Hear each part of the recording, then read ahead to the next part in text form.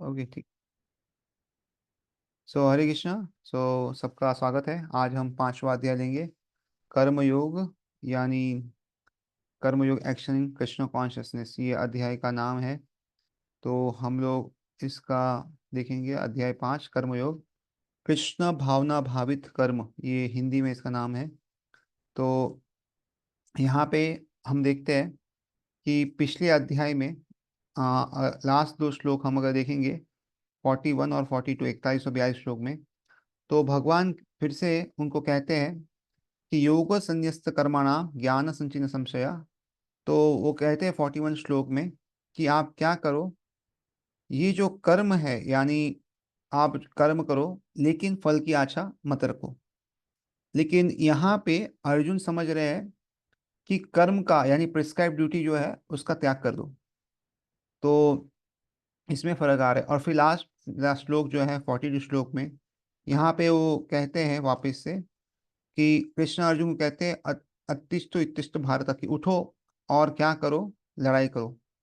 तो यहाँ पे अर्जुन बोल रहे हैं, अरे पिछले श्लोक में तो आपने बोला कि सब का छोड़ दो, कर्म छोड़ो का मत करो, और यहाँ पे आप बोल रहे हो कि लड़ाई करो। तो ये प्रश्न का उनको और क्लैरिफिकेशन चाहिए था, और इसलिए इस अध्याय में पहला जो है वापस से जो है अर्जुन ये प्रश्न जो है कृष्ण को पूछ रहे। तो यहाँ पे वो पूछते हैं, अर्जुन वाच संन्यासं कर्मणां कृष्ण पुनर्योगं शशि यच्छ्रेयाय तयोरेकं तन्मे ब्रूहि सुनिश्चितम्। तो अर्जुन वाच, अर्जुन सेड, संन्यासम, renunciation karmanam of all activities, krishna or krishna, puna again yogam devotion service, cha also some shashi you are praising, yat which shreya is more beneficial, etayo of these two ekam one, that me unto me, bruhi please tell, sunishitam definitely. Arjuna said, O Krishna, first of all you asked me to renounce work, and then again you recommend work with devotion. Now will you kindly tell me definitely which of the two is more beneficial? तो अर्जुन ने कहा, हे कृष्णा, पहले आप मुझसे कर्म त्यागने के लिए कहते हैं और फिर भक्ति पूर्वक कर्म करने का आदेश देते हैं। क्या आप अब कृपा करके निश्चित रूप से मुझे बताएंगे कि इन दोनों से कौन अधिक लाभप्रद है? तो एक जनरल अंडरस्टैंडिंग हम समझ लेते हैं। ये जो कर्म जो शब्द है ना, कर्मणाम, या यहाँ पे लिखा है कर्म, तो कर्म का बहुत सारे अर्थ होते हैं। एक तो काम्य कर्म होते हैं, फ्रूटिव एक्टिविटी इसको बोलते हैं। एक होता है प्रिस्क्राइब ड्यूटी, यानी जो हमें कार्य एज ए ड्यूटी करना है। और उसका मतलब कर्म का ये भी अर्थ होता है कि चेन ऑफ एक्शन रिएक्शन का मतलब जो जो हम करते हैं कार्य और उसका जो रिएक्शन मिलता है उसको भी कर्म करते हैं, कहाँ कहाँ पे कहते हैं। और कहीं कहीं पे कर्म का अर्थ होता है रिएक्शन ऑफ एन एक्शन, मतलब जो जो जो कर्म किया है उसका जो हमें फल मिलेगा उसको बोलते हैं। और कहाँ कहाँ पे इसका अर्थ ये भी होता है कि हम जो है वो जो कर्म करते हैं विदाउट एनी इच्छा के साथ, मतलब कोई विदाउट डिटैचमेंट के साथ जो कर्म, तो उसको भी कभी कर्म कर्म बोलते हैं, कर्म। सो ये कर्म शब्द अलग अलग जगह पे तरीके से प्रयोग होता है। इसलिए हमेशा ये कंफ्यूजन जो अर्जुना को हो रहा है कि कृष्ण कहते हैं डू योर वर्क, काम करो लेकिन फल की अपेक्षा मत रखो, जबकि अर्जुन वही कर्म को जो वर्ड है उसका समझ रहे हैं कि काम को त्याग कर दो या कार्य करो ही मत। तो इसलिए बारंबार उनके मन में ये प्रश्न आ रहा है और बारंबार वो ये पूछ रहे हैं। तो यहाँ पे भी वो पूछ रहे हैं कि पहले आप मुझे कहते हो कि कार्य को मत करिए, आप मुझे कहते हैं कि आप कुछ कर्म को त्याग करो, और फिर कहते हैं भक्ति पूर्वक कर्म करो, कि आप जो है मुझे कहते हैं कि आप भक्ति पूर्वक डिवोशन में कर्म करो। तो इस दोनों में आप निश्चित रूप से बताइए कि कौन सा अधिक लाभप्रद है, या क्या समझते हैं। तो अभी ये फर्स्ट श्लोका में प्रभुपाद जो है तात्पर्य में सब जो जितने भी चैप्टर्स हुए उसका एक समरी या थोड़ा सा हमें समझाएंगे कि क्या क्या इसमें हुआ है। तो in the fifth chapter of Bhagavad Gita, the Lord says that work in devotion service is better than dry mental speculation. तो ये जो पांचवा अध्याय है, इसमें जो भगवान जो है बताते हैं कि भक्ति पूर्वक जो कार्य करते हैं वो शुष्क चिंतन से श्रेष्ठ है, या ड्राई स्पेकुलेशन से ये श्रेष्ठ है, ये हमें बताते हैं। Devotional service is easier than the latter because being transcendental in nature, it frees one from reaction. तो भक्ति पक्ष जो है वो बहुत ही सुगम है, क्योंकि वो क्या करता है, भक्ति मनुष्य के कर्म बंधन से मुझसे मुक्त कर देता है, तो इसलिए वो ज्यादा महत्वपूर्ण और अच्छा है. In the second chapter, preliminary knowledge of the soul and the is entanglement in the material body were explain. तो दूसरे अध्याय में देखा कि किस तरह हमें आत्मा तथा उसके शरीर के संबंध के सामान्य ज्ञान को बताया गया है. तो ये बेसिकली सांख्य ज्ञान हो गया है, या knowledge of spirit and body हो गया. तो यहाँ पे जो सांख्य करके बहुत बार आता है वो बताते हैं. So how to get out of this material engagement by buddhi yoga और devotional service was also explain that. तो उसी में बुद्धि योग अर्थात भक्ति द्वारा क्या हम भौतिक बंधन से कैसे निकल सकते हैं उसका भी हमें वर्णन हुआ था. उसके बाद in the third chapter it was explain the person is situated on the platform knowledge no longer has any duties to perform. And तो इसके बाद जो है तीसरे अध्याय में हम देखते हैं कि जो व्यक्ति अ, ज्ञानी है तो उसे कोई कार्य करने की जरूरत नहीं पड़ती. तो ये हमें तीसरे अध्याय में बताया गया था. बट ये तीसरे अध्याय में हम देखते हैं कि उसके ज्ञान के प्लेटफॉर्म में होना चाहिए, तो उसको कोई कार्य करने की जरूरत नहीं है. और फिर उदाहरण दिए गए थे जनक महाराज के कि वो उस अच्छे अच्छे प्लेटफॉर्म पे थे, फिर भी लोगों को उदाहरण देने के लिए कार्य करते थे. And in the fourth chapter, the Lord told Arjuna that all kind of sacrificial work culminate in knowledge. तो चौथे अध्याय में बताया गया वापस भगवान कहते हैं कि जितने भी अलग अलग तरीके के सेक्रीफाइस है, यज्ञ है, उसका जो मेन कार्य क्या है कि उससे ज्ञान की प्राप्ति होती है. और उसके बाद आते हैं the Lord advised Arjuna. However, at the end of the fourth chapter, the Lord advised Arjuna to wake up and fight, being situated in perfect knowledge. किंतु जो है अर्जुन को अंत में जब चौथा अध्याय पूर्ण होता है तो वहां पे भगवान क्या कहते हैं, अर्जुन को सलाह देते हैं कि आप पूर्ण ज्ञान से युक्त होकर उठो और युद्ध करो. तो इस तरह वो बताते हैं. तो therefore, by simply stressing the importance of both work in devotion and inaction in knowledge, Krishna perplexes Arjuna and confuses determination. तो भगवान ने क्या किया, दोनों पे भार दिया. क्या भार दिया, भक्तिमय काम करो तथा ज्ञान युक्त अकर्म या काम मत करो. तो दोनों पे बल देके क्या किया, कृष्ण ने अर्जुन को जो है थोड़ा भ्रमित कर दिया यहाँ पे. एक्चुअली ये दोनों में अलग चीज नहीं है, दोनों सेम है. क्योंकि यहाँ पे जो है भगवान जो बोल रहे हैं कि आप कार्य करो भक्ति में, और इनएक्शन इन नॉलेज का मतलब क्या होता है, ज्ञान से अगर कोई कार्य करते हैं, यानी हम कार्य के फल से मुक्त हो जाते हैं. अगर कोई ज्ञान से कोई कार्य करते तो हम क्या है, हम कार्य को करते हैं लेकिन कार्य के जो भी बेनिफिट है या फल है उससे हम विरक्त होकर कार्य करते हैं. तो ये हमेशा अच्छा होता है.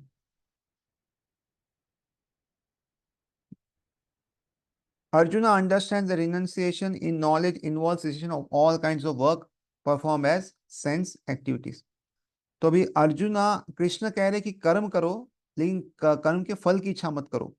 लेकिन अर्जुना क्या समझ रहे हैं यहाँ पे, अर्जुन समझ रहे हैं कि अगर हमें वैराग्य लेना है ज्ञान में, तो इसका मतलब क्या हुआ कि सारे जो काम है उसको छोड़ दो.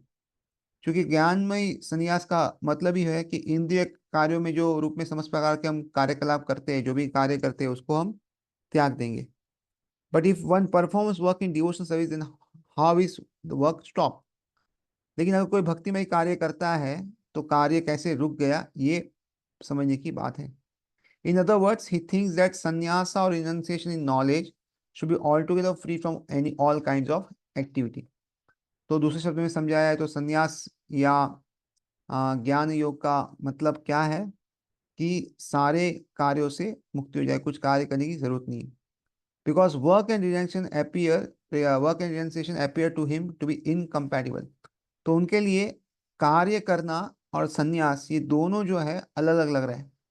लेकिन अगर भगवान के लिए कोई कार्य करता है, इसका मतलब क्या है, सही में वो कुछ कार्य नहीं कर रहा, वो सब कुछ जो है भगवान के लिए कर रहा है. और इसीलिए दोनों में कुछ अंतर नहीं होता. He appears not to have understood that work in full knowledge is non-reactive and therefore the same as inaction. तो देखो ये बहुत इंपॉर्टेंट लाइन है. He appears not to have understood that work in full knowledge is non-reactive and is therefore the same as inaction. तो उसे ये बिल्कुल समझ में नहीं आ रहा कि ज्ञान के साथ अगर कुछ काम कर जाए तो बंधनकारी काम नहीं होता और इसलिए वो अकर्म कहलाता है, या कि वो अकर्म के तुल्य, यानी वो काम नहीं किया जैसा होता है. तो इसलिए ये हमें समझना है कि हमें जो भी काम करते हैं उसमें इस भावना के साथ ही करें, उसका ज्ञान रखें पूरा, और भगवान के लिए काम करते हैं तो उसमें कोई एक्शन नहीं होता. He inquires therefore whether he should cease work altogether or work with full knowledge. तो इसलिए वापिस से वो पूछ रहे हैं कि सभी प्रकार के जो कर्म उसको त्याग कर दे या पूर्ण ज्ञान से युक्त होके वो फिर से काम करे. तो ये उनका प्रश्न है और अभी भगवान जो है दूसरे श्लोक में इसका उत्तर देंगे. श्री भगवान उवाच संन्यास कर्म योगश्च निःश्रेयस करावुभौ तयोस्तु कर्म संन्यासात् कर्म योग विशिष्यते. Shri Bhagavan Uvacha, the personality of Godhead said, Sannyasa, renunciation of work, uh, karma, yoga, yoga, work in devotion, cha also, nishreyasa, karau, leading to the path of liberation, ubhav both, tayo of the two but karma sannyasa, in comparison to the renunciation of fruitive work, karma yoga, work in devotion, vishishate, is better. तो जब भी word yoga आता है हमें पता है कर्म योगा मतलब हम काम करके भगवान के साथ जुड़े, ज्ञान योगा मतलब ज्ञान से भगवान को जुड़े. तो इस तरह योगा शब्द का होता है. और कर्म संन्यास का मतलब क्या है कि जो फ्रूटी एक्टिविटी है, जो कर्म कांड जो है उसको उसका त्याग करे, या जो काम्य कर्म है उसका त्याग करिए, इसमें बताया. तो इसमें से कौन सा अच्छा है? तो भगवान कहते हैं कि दोनों अच्छे हैं. The personality of God replied, the renunciation of work and work in devotion are both good for liberation. किंतु दोनों में से अगर देखा जाए तो work in devotion service is better than realisation of work. तो श्री भगवान ने उत्तर दिया, मुक्ति के लिए तो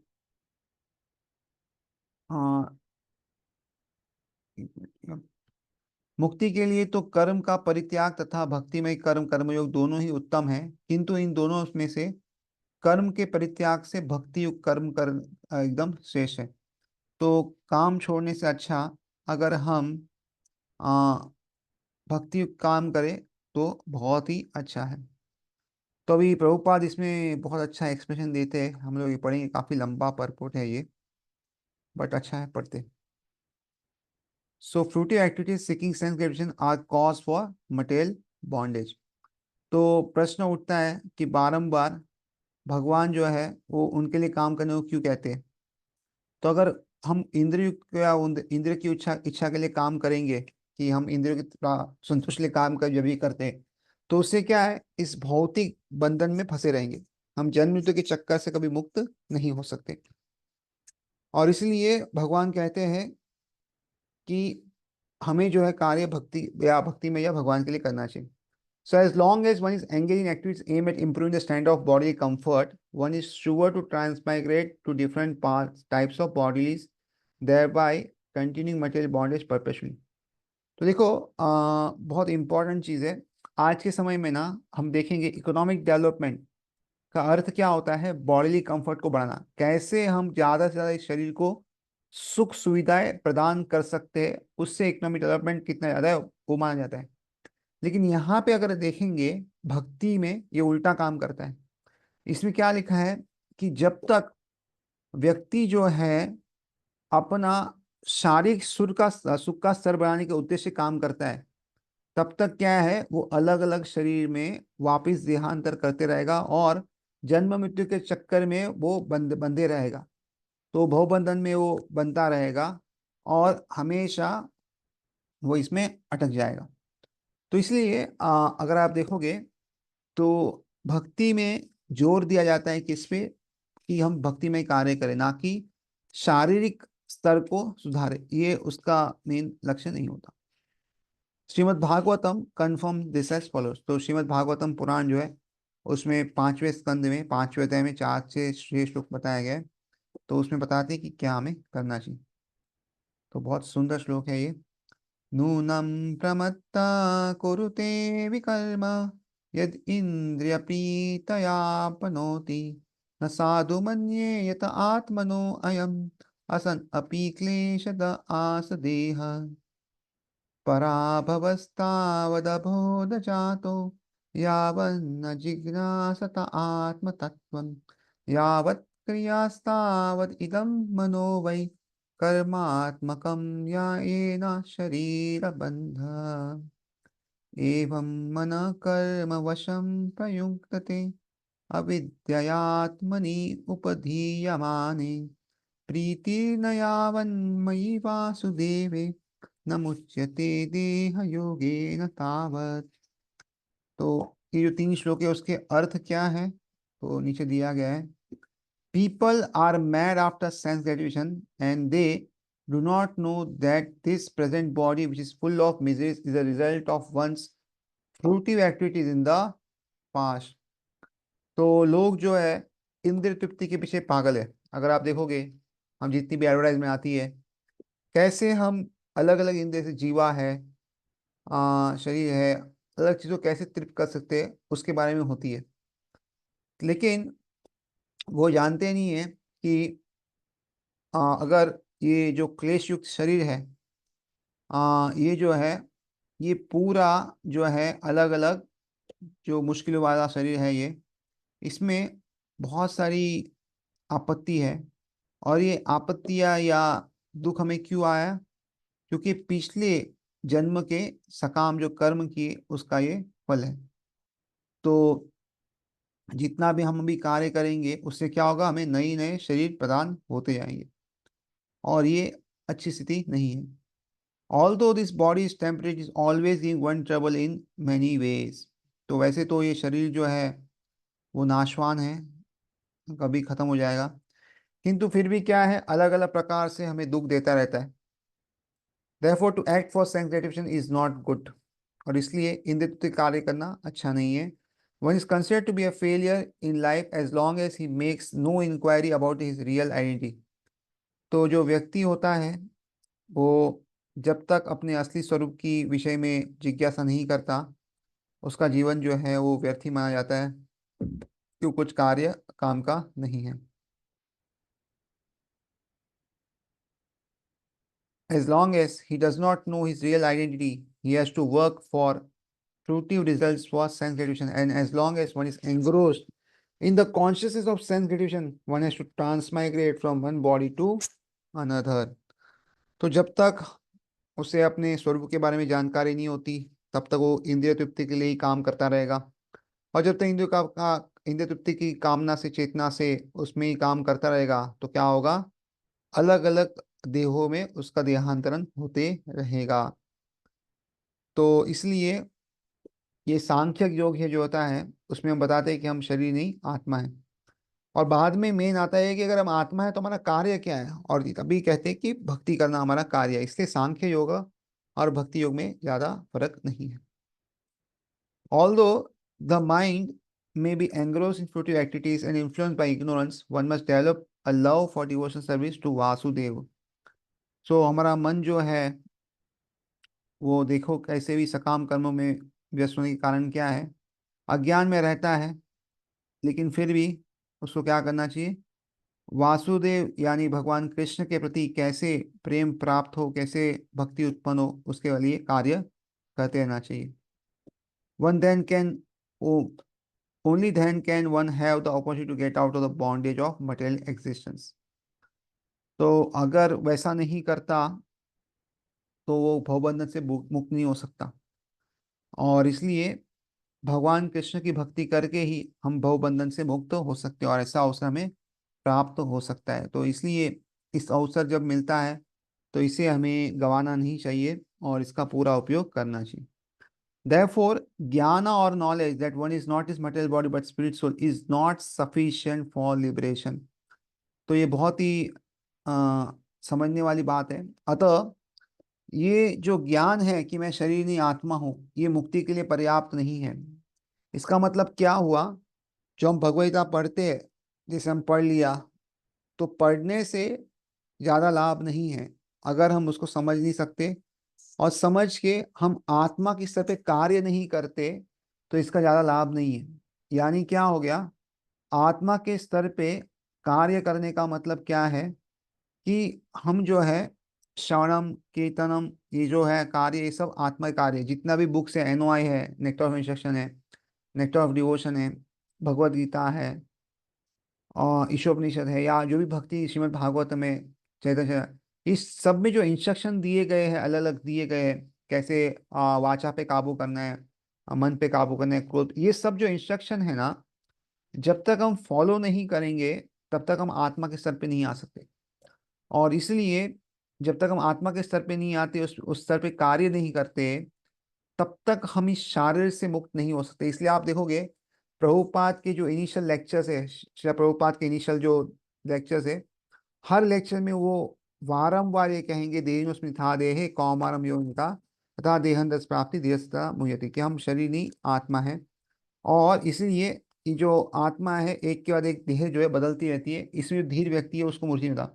तो आप देखोगे उनके बहुत सारे जो क्लासेस है, उसमें एक चीज बारंबार बताते हैं कि हम शरीर नहीं आत्मा है। तो ये इतना उन्होंने फोकस किया है, इतना फोकस किया है। उसका कारण क्या है? कि ये संबंध ज्ञान है। ये संबंध जब तक स्थापित नहीं होता कि हम शरीर नहीं आत्मा है, और इसलिए हम भगवान के भक्त है और हमें उनकी जो है सेवा करनी चाहिए, तब तक हम जो है केवल जानने से मुक्त नहीं हो सकते। ज्ञान जो है विज्ञान में परिवर्तन होना चाहिए।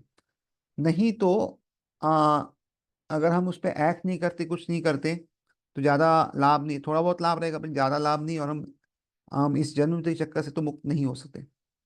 One has to act in the status of spirit soul, otherwise there is no escape from material bondage.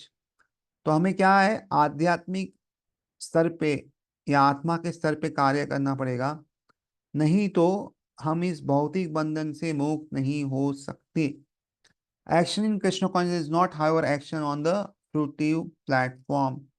तो जब हम कोई कार्य करते हैं भगवान के लिए, या कृष्ण और काम करते हैं, तो वो जो काम है वो सकाम कर्म नहीं है, या उससे कोई रिएक्शन नहीं आएगा, किंतु हम जन्म मृत्यु के चक्कर से मुक्त हो जाएंगे।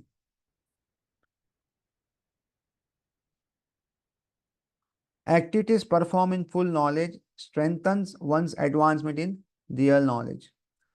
तो जब कोई कार्य हम ज्ञान के साथ करते हैं, या activities perform in full knowledge, जब ज्ञान के साथ हम कोई कार्य करते हैं, तो उससे क्या होता है, हमारा जो आध्यात्मिक है उसमें प्रगति होती है। जो हमारा सही में जो ज्ञान है, आध्यात्मिक ज्ञान है, जो रियल नॉलेज है, रियल जो सही में ज्ञान है, उसमें हमारी प्रगति होती जाती है जब हम ऐसा कार्य करते हैं।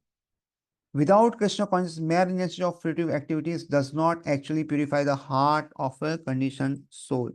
तो अगर कृष्ण भक्ति नहीं है और हम खाली क्या करते हैं, सकाम कर्म जो है उसको त्याग कर देते हैं, अगर ऐसा करते हैं, तो इससे क्या होगा, बद्ध जीव जो रहता है उसके हृदय का शुद्धिकरण होता नहीं है। और इसलिए आगे लिखा है कि as long as the heart is not purified one has to work on the fruitive platform. तो थोड़े समय के बाद क्या होगा, ये व्यक्ति अभी जो सब कुछ छोड़ दिया है कि ये नहीं करूंगा वो नहीं करूंगा, वो फिर से सब कार्य करने लग जाएगा। क्यों? क्योंकि हृदय का शुद्धिकरण नहीं हुआ, तो इसलिए फिर से उस व्यक्ति को वापस उसी कार्य में वो लग जाता है।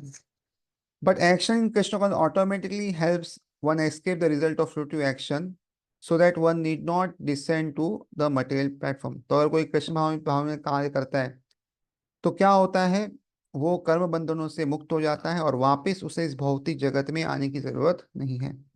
Therefore, action in Krishna consciousness is always superior to renunciation, which always entails a risk of falling। तो इसलिए कृष्ण भाव में ये कार्य करना जो है विरक्ति से बहुत अच्छा है, क्योंकि क्या है, इसमें कभी भी संभावना बनी रहती है कि हम वापस नीचे आ जाए, वापस गिर जाए। इसलिए हम देखते हैं अधिकतर बहुत सारे लोग जो इस तरह संन्यास लेते हैं, बहुत कुछ कार्य करते हैं, बाद में हम देखेंगे वापस समाज में आते, कोई फिलोंथ्रोपिक वर्क या कुछ तो कार्य करना वापस चालू करते हैं। तो पहले संन्यास लेने के बाद फिर से क्यों आते हैं? क्योंकि उसमें फिर वो आनंद नहीं आता, और फिर से जो है आ, इस सामाजिक स्तर पे वो आ जाते हैं। तो realisation without Krishna consciousness is incomplete. तो वैराग्य या कृष्ण भावना भावित ना हो तो अधूरा है। इट इज कन्फर्म बाय शिला रूप गोस्वामी भक्ति रसामृत सिंधु। तो भक्ति रसामृत सिंधु जो है, ये शिला रूप गोस्वामी का बहुत ही सुंदर ग्रंथ है। तो शिला रूप गोस्वामी हमारे 6 गोस्वामी से एक है, जिन्होंने ये भक्ति का प्रचार किया है और सारे ग्रंथ लिखे हैं। तो हमारे अ, जो आचार्यगण हैं जिन्होंने सब ग्रंथ लिखे, उसमें से मेन है। और 6 गोस्वामी ये चैतन्य महाप्रभु के जो है अनुयायी है, और इसलिए उनकी किताबों के अध्ययन हम करते हैं और उसके उनके पंक्तियों पे हम चलते हैं। तो वो कहते हैं भक्ति रसामृत सिंधु 1 to 5 में, प्रापंचिकतया बुद्धया हरि संबंधी वस्तुना मुमुक्षु भी परित्यागो वैराग्यम पलगु कथयते। तो when persons eager to achieve liberation renouncing related to the supreme personal godhead thinking them to be material, the renunciation is called incomplete। तो इसका मतलब क्या हुआ कि जब कोई मुक्तिकामी व्यक्ति होता है तो भगवान से संबंधित वस्तुओं को भी क्या भौतिक समझ के त्याग करता है, तो उसका त्याग जो है संन्यास या जो है वो अपूर्ण या अधूरा कहलाता है। क्योंकि कृष्ण भावना में क्या होता है, सब चीजों का त्याग नहीं करना है, लेकिन उन चीजों को भगवान की सेवा में लगाना है। Renunciation is complete when it is in the knowledge that everything in existence belongs to the Lord and that no one should claim property of ever over anything। तो देखो वैराग्य कब पूर्ण होता है, कि जब इसको ज्ञान हो कि सब कुछ इस धरातल पे जो भी है वो भगवान का है, और इसलिए किसी को भी इस दुनिया में उसके ऊपर अपना प्रभुत्व नहीं जताना चाहिए, या उसमें बताना चाहिए कि किसके मालिक की ये चीज है। देखो अगर हम आए थे तो खाली हाथ आए और जाएंगे तो ही खाली हाथ जाएंगे। तो इसे सारी संपत्ति जो है वो किसकी है? कृष्ण की एक्चुअली, हमारा कुछ भी नहीं है।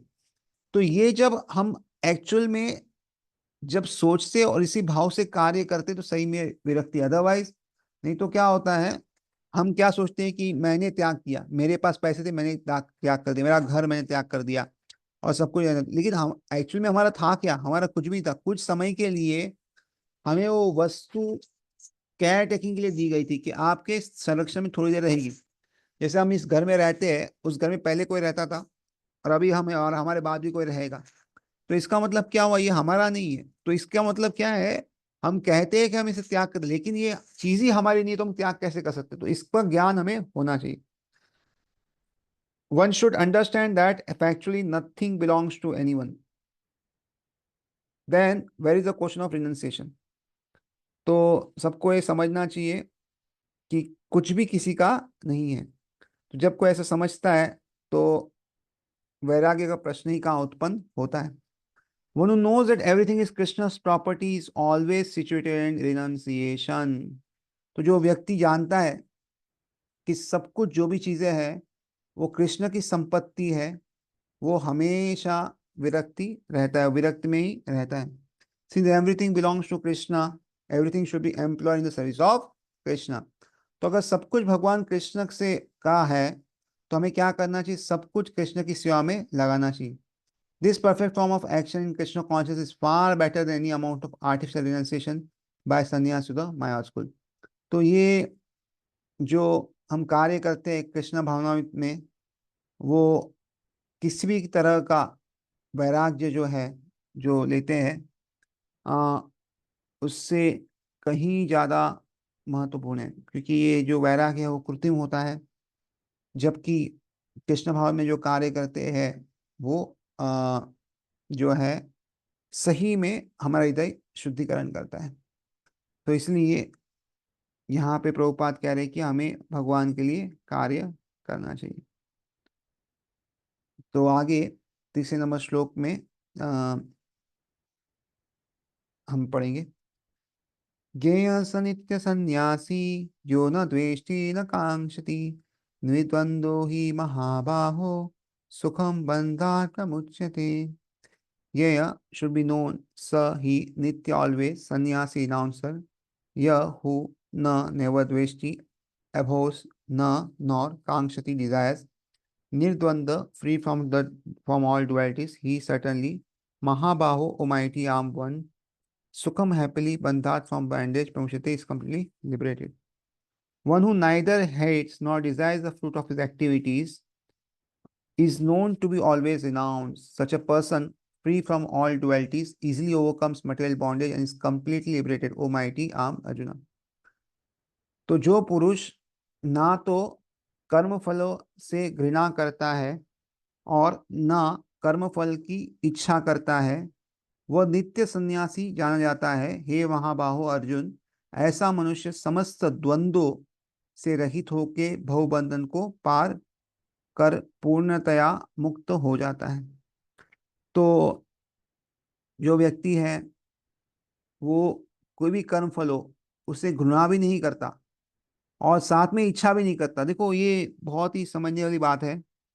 कभी कभी क्या होता है, हम घृणा करते कि नहीं चाहिए और कभी कभी इच्छा करते कि ये चाहिए। बट ये जो व्यक्ति है, जो आया उसके जीवन में उसे स्वीकार करता है, अच्छा है तो भी स्वीकार, बुरा है तो भी स्वीकार। तो इसको क्या है, ये दोनों द्वंद्व से मुक्त है। तो ये सोचता नहीं कि ये अच्छा है या ये बुरा है। हम क्या है, हमारी इंद्रिय तृप्ति के हिसाब से सब सोचते हैं। अगर समझो किसी को गुलाब जामुन अच्छा लगता है और प्लेट में आया गुलाब, बहुत अच्छा हो गया आज गुलाब जामुन है, और अगर उसको करेली की सब्जी अच्छी नहीं लगती और वो आ गई, बोले, अरे करेली की सब्जी आ गई गुलाब जामुन की जगह पे, तो वो कुछ चीज़ों को क्या करता है, बहुत इच्छा करता है, कुछ का त्याग करता है। लेकिन ये जो व्यक्ति है वो ना ही करेला है तो भी खुशी से खाता है, गुलाब जामुन है तो ही उसी चाव से खाता है, दोनों उसको पसंद है। और इसलिए ये जो व्यक्ति है वही सन्यासी कहलाता है। और ये जो व्यक्ति है वो जो है भवबंधन से मुक्त हो सकता है, क्योंकि ये दोनों द्वंद्व से रहित है। और इसलिए भगवद्गीता में बारंबार कहा जाता है कि सुख दुख, ठंडी गर्मी, मान अपमान, इससे ऊपर आओ या इससे दूर रहो, इससे बचो तो हम भगवत धाम जा सकते हैं। One who is fully in Krishna consciousness is always a renouncer because he feels neither hatred nor desire for the results of his action. तो जो व्यक्ति सदा कृष्ण भावना भावित में रहता है वही जो है नित्य सन्यासी है, क्योंकि ना तो वो अपने कर्म फल जो भी मिलता है उससे गुणा करता है और ना ही उसकी आकांक्षा करता है कि ये मुझे चाहिए ये नहीं चाहिए। जो मिलता है वो सोचता है भगवान की कृपा से मुझे ये मिला है। तो कभी कभी अगर सूखी भाजी मिल जाए, चपाती मिल जाए तो वो खा लेता है, और कभी कभी छप्पन भोग है तो वो भी खा लेता है। वो ना तो इच्छा करता है कि कल वापस छप्पन भोग मिले और ना ही घृणा करता है कि अरे चपाती सब्जी क्यों मिली खाली। तो इस तरह जो रहता है वो हमेशा विरक्त है, क्योंकि जो भी फल मिलते हैं उसको, उससे वो संतुष्ट है, ना तो उसकी आकांक्षा रखता है और ना ही उसे घृणा करता है।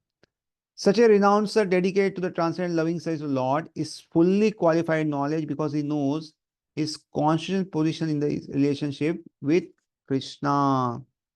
तो ऐसा जो सन्यासी होता है वो भगवान की दिव्य प्रेममयी जो भक्ति है उसके अंदर ही प्राण होके पूर्ण ज्ञानी होता है। और क्योंकि ये जानता है कि कृष्ण के साथ उसका संबंध क्या है, और इसलिए वो जो अपनी स्वाभाविक स्थिति है उसको अच्छे से जानता है, मानता है। और स्वाभाविक स्थिति क्या है जीव की, कि वो जो है सदा कृष्ण का नित्य दास है, ये उसे पता है और हमेशा वो उसमें कार्य करता रहता है। He knows fully well that Krishna is the whole and that he is the part and parcel of Krishna.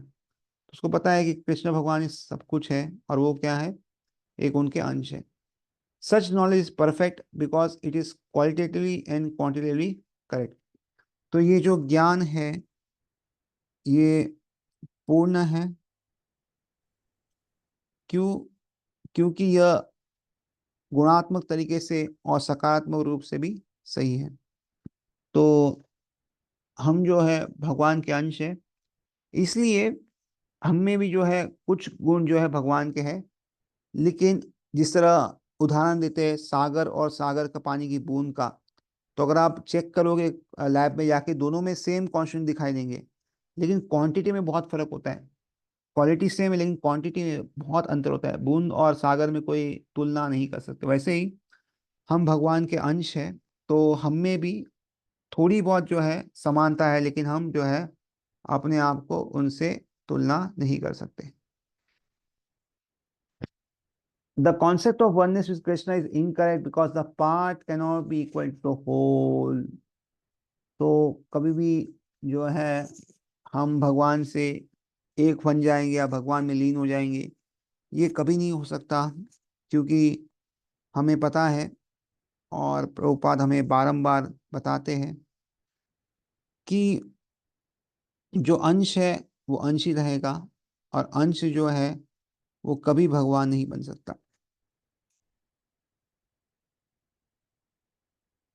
Knowledge that one is one in quality yet different in quantity is correct transcendental knowledge, leading one to become full in himself, having nothing to aspire or lament over. तो यही ज्ञान कि हम में और कृष्ण में क्या एक कॉमन है या क्या सही है, कि हम उनके जैसे हैं क्वालिटी में, गुणात्मक में। तो यही सही ज्ञान है। जबकि अगर हम देखेंगे क्वांटिटी के अंदर, तो हम उसके ऐसा कभी नहीं हो सकते। तो इसलिए हमें ये ध्यान रखना चाहिए।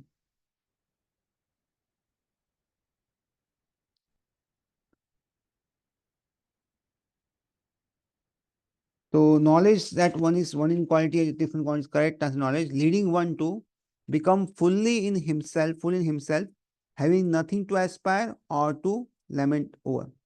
तो ऐसा व्यक्ति जो होता है, उसे कुछ किसी कामना भी नहीं है, और बारंबार पश्चाताप भी नहीं करता, अरे ये वो छूट गया। जैसे हम बोलते हैं ना, काश वो घर ले लिया होता, काश यहाँ इन्वेस्ट कर दिया होता तो आज ऐसा होता। तो ऐसा व्यक्ति को कुछ ऐसा होता नहीं, कुछ आकांक्षा भी नहीं है, और कहीं पे भी उसे ऐसा गम भी नहीं होता कि ये छोड़ दिया वो छोड़ दिया, कुछ ऐसा ये नहीं है, दुख की स्थिति नहीं होती। There is no duality in his mind because whatever he does for Krishna. तो इसके मन में जो है कोई भी द्वंद्व नहीं है, क्योंकि वो जो भी कर रहा है वो भगवान कृष्ण के लिए कर रहा है।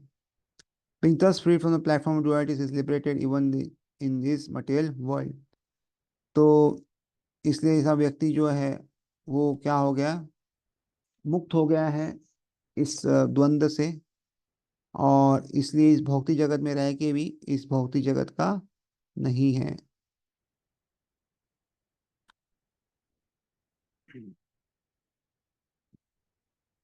तो टेक्स्ट नंबर 4 देखिए।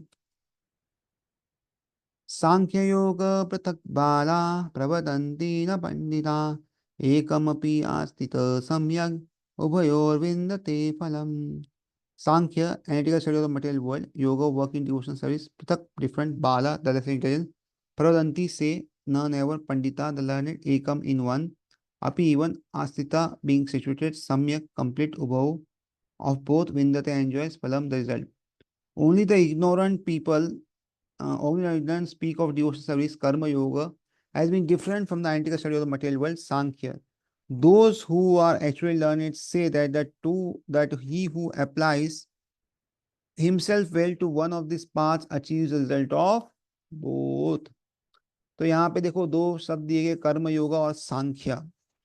तो कर्म योग, कर्म का मतलब क्या है, कार्य करना। कर्म योग का मतलब क्या है, कार्य किस लिए करना है, भगवान की प्रसन्नता के लिए करना है, या इसे भक्ति भाई कार्य भी क्या कहा जाता है। और सांख्य का अर्थ क्या है, एनालिटिकल स्टडी। एनालिटिकल स्टडी का मतलब क्या होता है, अभ्यास करना, किस चीज का, इस भौतिक जगत का, यानी शरीर का और आत्मा का अभ्यास करना। तो अगर कोई शरीर और आत्मा का अभ्यास करता है कि मैं शरीर हूँ, आत्मा हूँ, तो नेक्स्ट वो क्या करेगा, आत्मा क्या करे वो सीखेगा, और आत्मा का कार्य है तो भक्ति है। तो इसलिए दोनों में एक्चुअली फर्क नहीं है, ये दोनों में जो है ये ज्यादा अंतर नहीं है, और जो भक्ति है उसको पता होगा। तो अज्ञानी ही भक्ति कर्मयोग को भौतिक जगत के विश्लेषणात्मक अध्ययन संख्य सांख्य से विभिन्न कहते हैं। जो वस्तुतः ज्ञानी है वे कहते हैं कि जो इनमें से किसी एक मार्ग को भली भांति अनुसरण करता है वह दोनों के फल प्राप्त कर लेता है। तो जो दोनों में से जो एक का भी उसमें जाता है उसको दोनों का ही फल मिल जाता है। The aim of the analytical study of the material world is to find out the soul of existence. तो हम देखते हैं कि भौतिक जगत का विश्लेषण अध्ययन क्या है, उसका अगर उद्देश्य देखेंगे तो क्या है कि आत्मा को प्राप्त करना है। तो यही जो है सांख्य का मेन उद्देश्य है। The soul of the material world is Vishnu और द सुपर सोल। तो ये भौतिक जगत की आत्मा कौन है, तो विष्णु या परमात्मा है। Devotion service to the Lord entails service to the super soul. तो जब हम भक्ति में कार्य करते हैं तो हम परमात्मा की भी सेवा करते हैं उसमें। One process is to find the root of the tree and the other is to water the root. तो एक जो है सांख्य योग, वो क्या है, जड़ क्या है वो पता करना है, और दूसरा क्या है, पानी डालना। तो दोनों में कोई अंतर नहीं है। अगर जड़ नहीं पता होगी तो पानी डाल नहीं सकते, और पानी डालने में पता होना चाहिए जड़ का है। तो the real student of Sankhya philosophy find out the root of the material world Vishnu and then in perfect knowledge engages himself in the service of the lord. तो सही में अगर सांख्य जो भी तत्व है उसका अगर कोई छात्र होगा तो क्या करेगा, पहले तो जगत के जो मूल है उसका अर्थात विष्णु को ढूंढेगा, और फिर पूर्ण ज्ञान में क्या करेगा, वो भगवान की सेवा में लग जाएगा और उसकी सेवा करेगा। Therefore, in essence, there is no difference between the two because the aim of both is Vishnu. तो इसलिए दोनों में कोई अंतर नहीं है, और मूलतः दोनों का मेन जो उद्देश्य वो क्या है, विष्णु भगवान की प्राप्ति करना है। Those who do not know the ultimate end say that the purposes of Sankhya and Karma Yoga are not the same, but who is learned knows the unifying aim in these different processes. तो जिसको भी ज्ञान नहीं है और या तो उद्देश्य जानते नहीं है, वो कहते हैं कि सांख्य या कर्म योग अलग अलग है, लेकिन जो विद्वान लोग हैं वो जानते हैं कि दोनों की जो विद्या है उसका उद्देश्य एक ही है, भगवान कृष्ण का, विष्णु का भक्त बनना। और यही मेन उद्देश्य के साथ कि सांख्य योग और कर्म योग एक है, हम आज के इस क्लास को विराम देते हैं। तो